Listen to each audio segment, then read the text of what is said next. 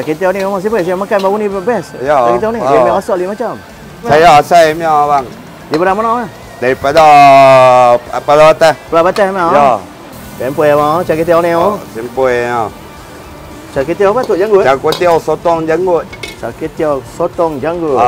Saya Jan janggut. Jan janggut. Ya. Hello, dahsyat. Niaga char kway teow sotong janggut ah. Teow ni saya buat sendiri, kicap, cili dia.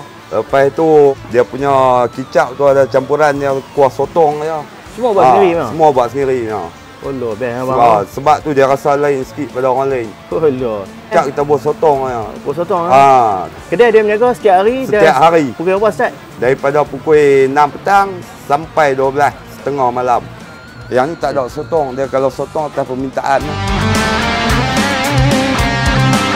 Tuan Haji Dahlan, dia pengkaji sejarah Subang Perai. Oh, ya dah. Dahsyat. Saya kecil. Kira banyak bukan kanjau. Tuan Haji hari-hari makan ni oh. Ha? Hari-hari makan oh. Hari-hari tak ah. Kira favorite lah. Favorite lah. Jan janggut. Jan janggut. Jan janggut. Okey. Taman Sri Indah, Kampung Paya, Pulau Batas, Subang Perai Utara, Pulau Pinang. Dekat Petronas Kampung Paya.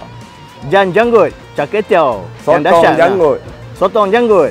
Yang detail tak nak ranjau memang.